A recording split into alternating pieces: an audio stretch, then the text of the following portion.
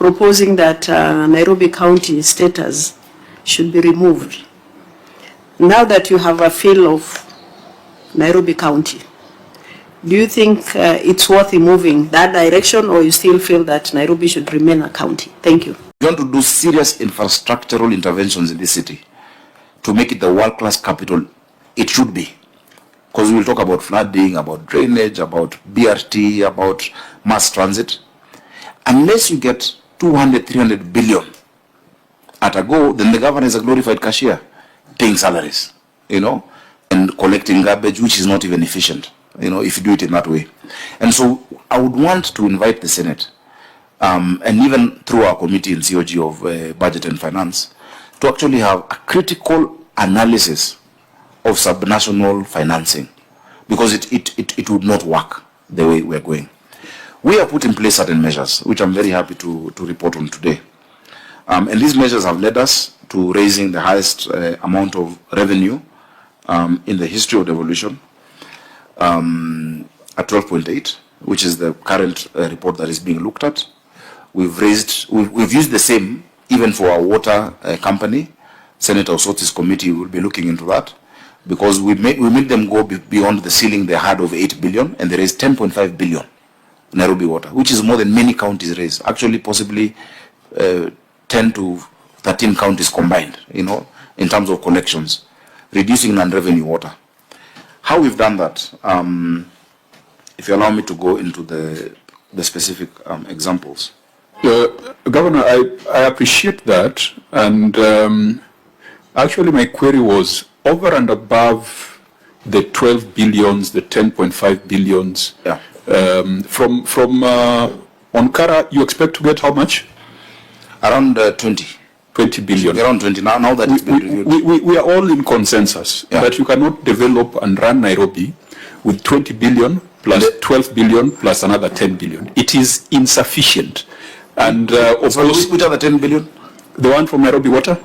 Oh no, yeah, that is for... Yes, and that's ring-fenced for in fact, even that 10 billion is not enough. Is not sufficient to provide sanitation and water services to Nairobi. Yeah. And really, the question is, what is the thinking?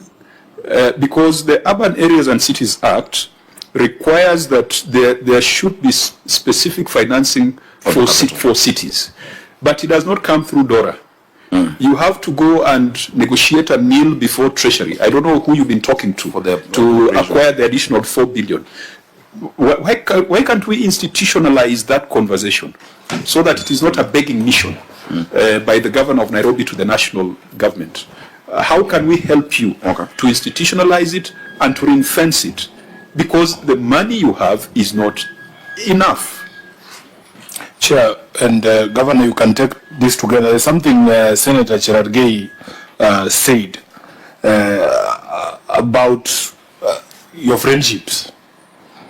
At least I know that one of your friends, my party leader, has taken a position on division of revenue. Yes. All those things you are saying, when you discuss with your party leader, what does he say about your views? Because at least mine is clear on how much money should come to the counties.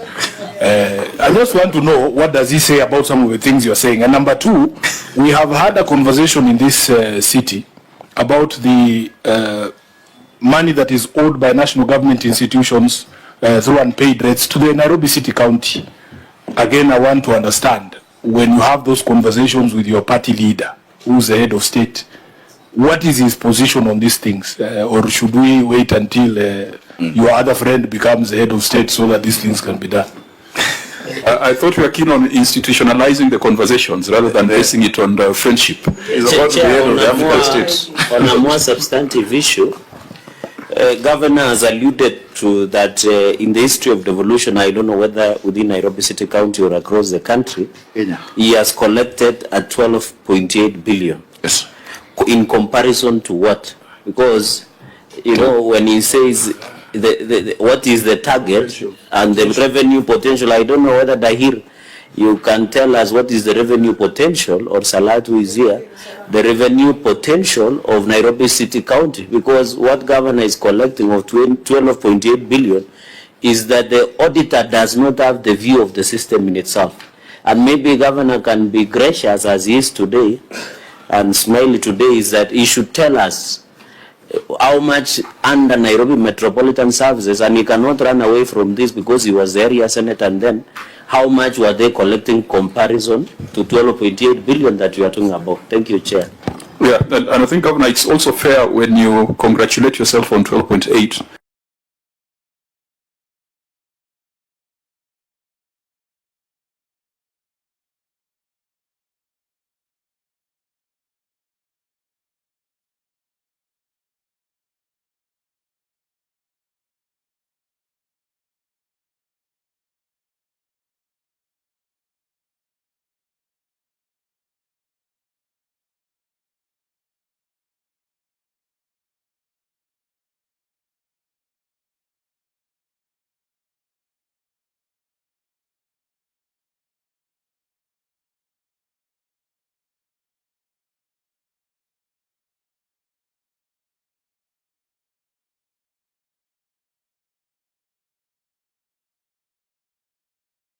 Include such financing agreements based on their work, their balance sheets, we'd have seen a lot of progress. I'm glad we are now getting the 140 million extra, which is concluded from Northern Collector 1. Remember, Nairobi receives 525 million liters daily. We need 900. So we've just bridged the deficit a bit by 140 million. Areas like Karen, like Reruta, Ngando, which had never been getting water. I know we'll commission soon the pipes at Embakasi Garrison going down into Mihango and Utawala. Will change lives of many Nairobians. Those who get water twice will get thrice. But Chair, coming back to... Yes, make it very brief. Senator Cherargei says we are now sounding like we are doing a state of the county address. No, so just answering questions. I'll give you about 3 minutes to wind up so that we come back to the agenda. Chair, the Senator for Nairobi, my friend Senator Sifuna, has asked a critical question on the philosophy of devolution of certain individuals in our country. I want to say that never before has the capital gotten support in terms of sitting down together, thinking through the problems. I know that the support Governor Kidero didn't get, Governor Sonko didn't get, possibly didn't ask for, but he didn't get that. But the president has created an atmosphere where we can sit down and say, look, we need to sort out the city. If you look at the investment going into the river regeneration project, which is under a commission that we jointly set up. We have representatives of Nairobi there. And recently Bishop Wanjiru went there. Which someone was doing a comparative analysis talking about similar projects, but I think it was in London at the Thames. Yeah. It was headed by an engineer. Yours is headed by an evangelist. Let me not say too much about the individual. But baptism happens around rivers, so you... Oh my goodness. But if you look at that plan, and it will really excite you as a Nairobian, because you have an inverted city. The rivers were hidden. If you look at the 1926 master plan of the city and 48, the settlers wanted the higher areas. And so they created what they called a buffer zone, which became the slums. That's when there's floods. It's affecting Kibra, Mukuru, Madare, Huruma, all of those. Now that is going to change. But close to 70 billion shillings has been secured by the national government to support that work, plus what Nairobi Water is going to do. So, yes, the president is in full support to the capital. I think he said it as recently as Sunday. And this framework that we're working on with the Minister for Roads, that they would then inject, in the beginning 4 billion, the total cost is 11 billion, I think is an example of that kind of support. I can only speak about that kind of support to Nairobi because I can see it. And I feel it. The number of, I think we're the only county that has had a joint cabinet meeting of my cabinet and the national government sitting across the table, the president chairing that side, the governor of Nairobi on this side, saying what do we need to do for the capital. Because you must realize, in as much as it says the capital city shall be governed like any other county, that because it's the seat of the national government, and also a diplomatic, this is the only UN headquarter in the global south, then special arrangements need to be done. So I hope I've answered Senator Sifuna in terms of the personal philosophy of the head of state when it comes to devolution in Nairobi County. Senator Nyuka? Governor, you sure you'll do those things? Lazima work. We have to. Okay, I'll check on you next year. We have to do it because I'll come back to the people of Nairobi. Well, So for it to work, you need what we call means of implementation, and resources are extremely important, financial and human resource. Yes. Some of these things you're talking about, Nairobi River, you could be innovative and seek climate financing. You see, the definition of climate finance could include when you have to raise a bridge because there's rising water in the rivers. That qualifies for climate finance. Yes. And I think the team you assemble around you should not just be thinking of how to use kanjos to collect more, but to look at some of those global funds that have been established. I agree. The Green Climate Fund, GCF, when we're in Baku, they're having quiet conversations. They're thinking of setting up their regional headquarters in Nairobi. Wonderful. The Global Center on Adaptation, during the Africa Climate Summit, they declared they're going to set up their headquarters in Nairobi. So Nairobi is not just a UN headquarter, but it could be the climate headquarter for this region. For the world. So those are innovative areas that you guys must think through. But please, our job is not just to fight with you over cents and coins in your revenue systems. Our job is to enable you to deliver, to put in place proper institutional frameworks for delivery. But if you squander the opportunity, then perhaps your 4 or 5 years will have the same report card as the one for Kananu, and as the one for Mutura, and as the one for Sonko, and as the one for Kidero. Chair, I share in your skepticism, and I'm sure the governor knows me well to be a proper cynic. We don't like stories in Nairobi as well. We just want to see output. So you are saying the philosophy is positive from those heading the executive. I would expect that if that was the case, there are 100 million shillings million US dollars that is stuck in Nairobi in the treasury for the water project. He should be able to unlock it as the head of state. The BRT at Thika Road, why is it stuck? Nothing is happening. The compensation for the people who are evicted for the Nairobi River, you're talking about billions of shillings. They were promised only, I think it was 10,000 shillings each. They have not seen that money. So in terms of output, Governor, which one of those things are you confident that you can deliver for the people of Nairobi before we go into the elections? Which one are you sure 100% that we will get to do?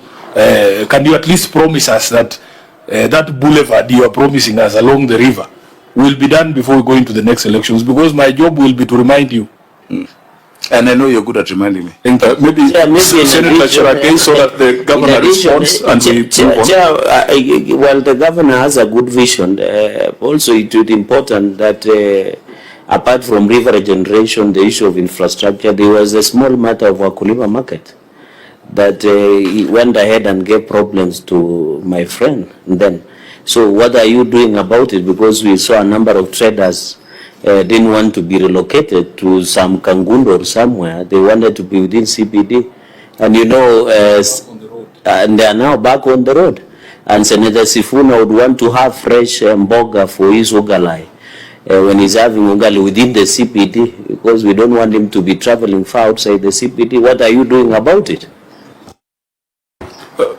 Senator Dulo? Chair, just a general comment to senators. Senator Governor Sakaja. There was a proposal, you remember in the last Senate, that I don't know whether it was the current ML or Senator Gitura, proposing that Nairobi County status should be removed. Now that you have a feel of Nairobi County, do you think it's worth moving that direction, or you still feel that Nairobi should remain a county? Thank you.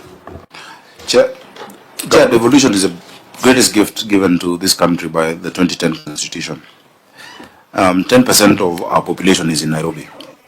It would be really wrong to deny them that gift. Many people have felt that when things are under the national government, they work better. I think the experiment that happened a few years ago shows the contrary. A question was asked on how much, Cherargei asked how much revenue NMS raised. The first year they did 8.9, then 10.5. Immediately we surpassed that.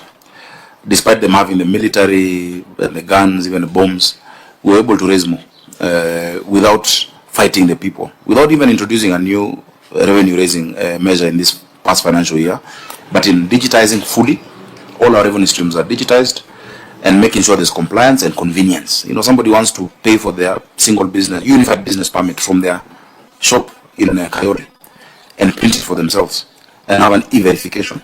And that is why we've been able to raise the highest amount and to have one license. You know, before there used to be 5-6 licenses. You're told first back to the county, you're told to go to 14th floor for advertising. You're told now it is one license. You know, at our revamped customer service center, which you should visit, because the County Government Act asks all counties to have a customer service, a place where the first ones to set that up. So the notion, the idea that has always been there, which is an anti-devolution, sloganeering to paint counties as inefficient, is a lie. Assuming that there are angels in national government and demons in the counties is wrong. And they say give a dog a bad name and then you kill it. If you look at the efficiencies created by devolution, that lady in Mutwini, who knows that she can actually get, her representative there to sort out her medical issues. If you go to Udhiru Rudhimitu today in Nairobi, they have their first tarmac done by the county government. If you go to Njadaini in Zimmerman, they have never seen a project. They are seeing it now. Ruai, which is an eighth of the county, Ruai ward, it's probably, I think, a sixth to an eighth. It's the biggest ward. Today, the first tarmac being done, 147 million shillings worth, is being done by the county government of Nairobi. And so what happens in countries that have that dilemma is they move from their bustling economic capital to another part of the country and create a seat of national government. In Australia, they moved from Sydney and they went to Canberra and they formed the capital city. In the US, they moved that time either from New York or New Philadelphia to the District of Columbia, Washington, which has no senator. It just has a mayor, it has no governor, because it's the seat of the national government. Land was provided by Delaware and Virginia and the rest. If you go to Nigeria, they moved from Lagos and created Abuja as a seat of national government. And so if there's that idea, I think Isiolo would be good, Senator Dulo, because you're in the center of the country, geographical center. That is where the national government should move to. But Nairobians, born and raised here in this city, and those who've come, who we embrace, deserve devolution. Chair, the next question by Senator, by yourself. Thank you so much. That is the kind of thinking that I'm at. There is a lot that we can get from climate adaptation. The world has realized that the potential of Africa to sort out climate issues is real. In 1950, Europe's population was 22% of the world. Africa was 7%. Today, as we move to 2050, Europe is 7% and Africa has 25%, meaning 1 out of 4 people are going to be here and 65% will be in cities. And so by 2050, Nairobi will have 10.5 million people. If we don't do climate adaptation, and I'm with you because I know you chair the caucus on climate in Parliament, if I'm not wrong. I'm also the vice chair of C40 cities globally. I deputize the mayor of London. And through that, we've been able to now get support. For instance, solarization of our markets is being done by C40 cities. We are looking at how we can actually get carbon credits for some of our resources in Nairobi, including City Park, which is another issue where at that time of NMS, they created a fake title deed and moved City Park to the national government. Yet we hold the original title. City Park belongs to the people of Nairobi. KFS is there illegally. And these are things that we need, us to interact with the Senate. Right now, it's before the Intergovernmental Technical Relations Committee to revert that back to the county. The same way we got back Uhuru Park, and we expect to get back Central Park when their contractor is finished this coming month. And so, it is that innovative financing. I've had discussions with colleagues on the continent. The mayor of Cape Town, for instance, Jordan Hill-Lewis, did one of the most successful municipal bonds.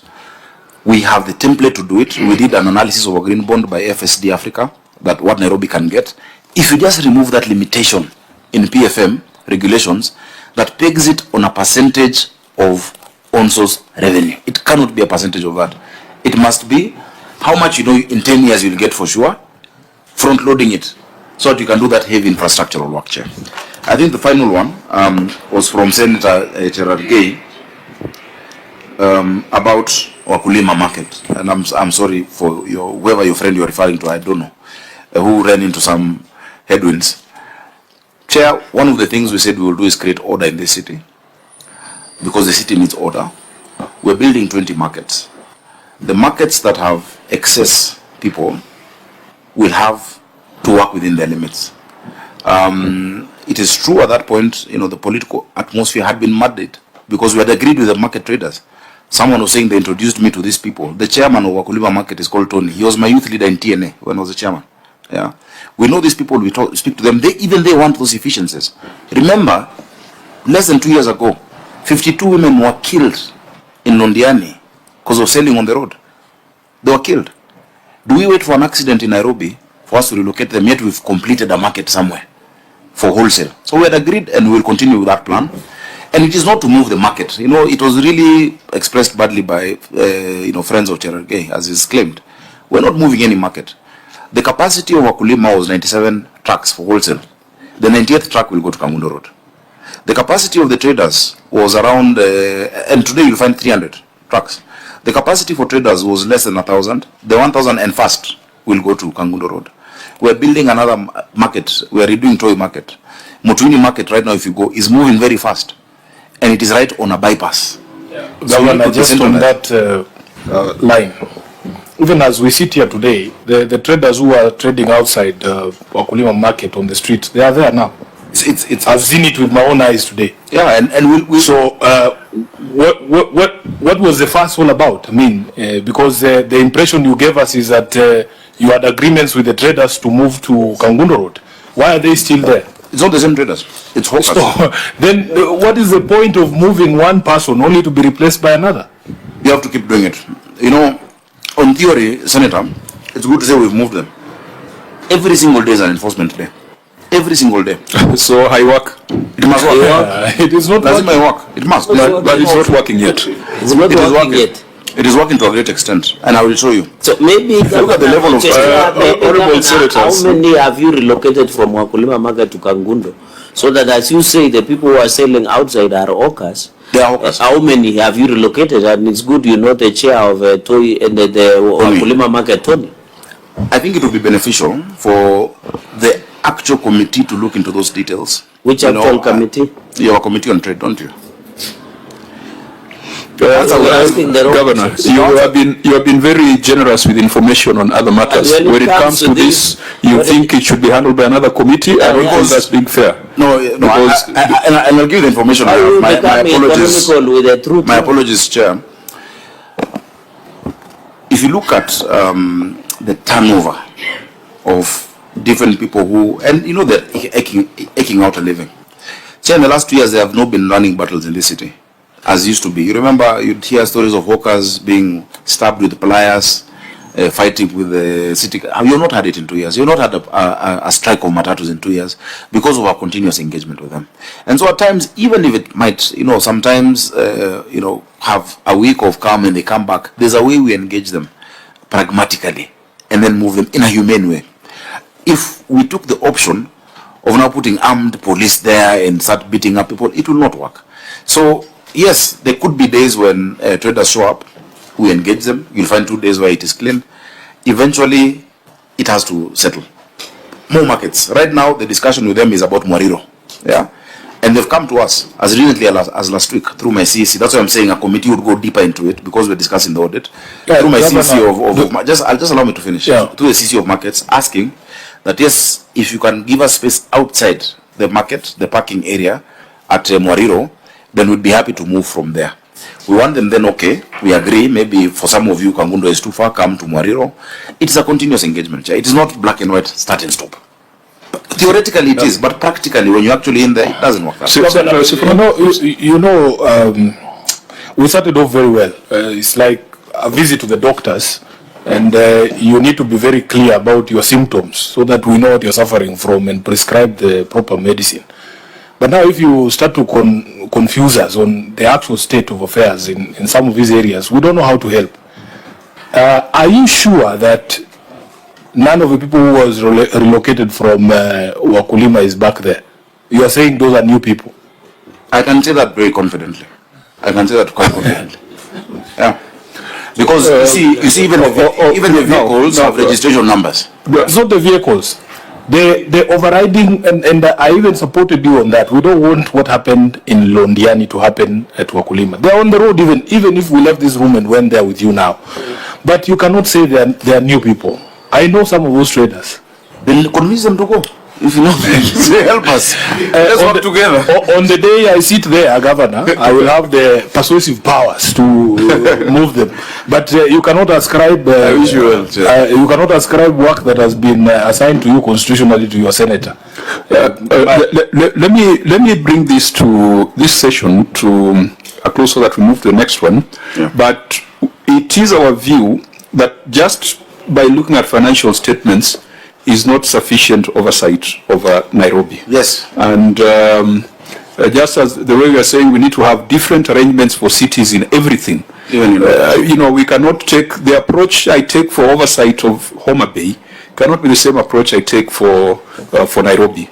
And so that's why all these comments coming from senators, they are extremely valid and they are within the mandate of this committee. And members, I think Nairobi being just a stone throw away, in the next session, we probably need to be more on the ground. Wonderful. Because instead of talking about Wakulima in a boardroom, all we need to do is to go there.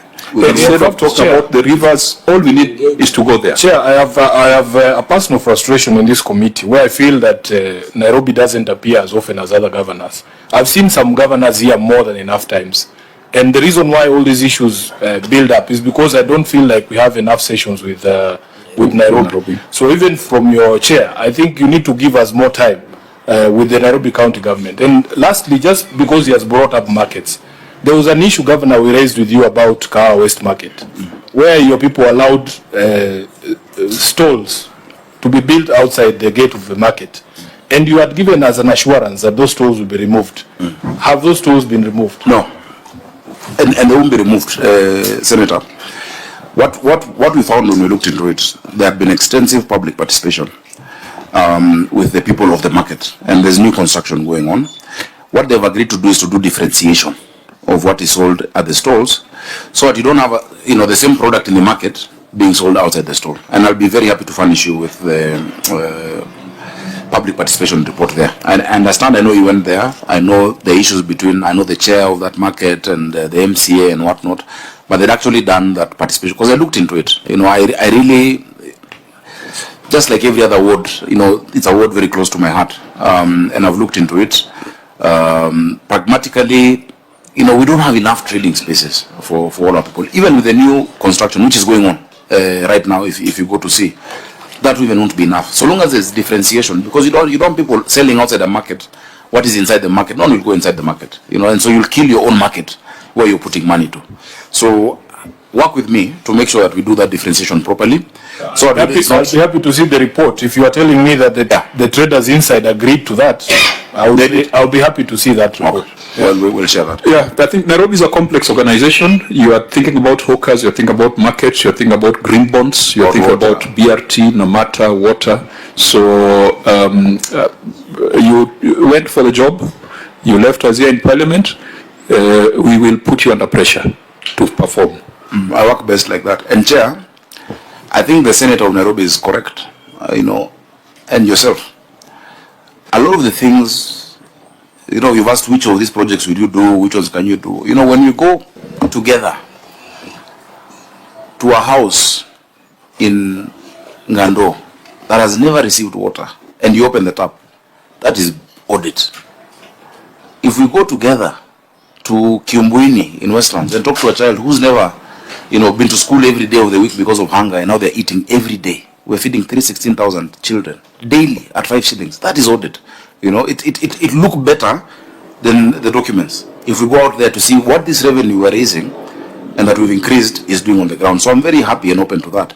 When you go to Pumwani and see the first ICU there, Mama Lucy, see the NICU at Mbagathi, see what is happening in Mutwini, where for the first time people are being referred from private facilities to a public facility because of the machinery. And one of the questions, actually, Senator Sifuna, when visited us with the health committee, said there's no X-ray. And I put that CEO to task, because what he had been telling you possibly was not reflective. Today, go there. It is amazing. So oversight builds institutions. And I am a believer in oversight. I've been a senator longer than I've been a governor. So Chair, I'm very open to that. I think finally, on the questions that had been that's a final response. Then we go to the report. Finally, on the questions that have been asked, 2021, which is when an MS just took over, was 10. 21 to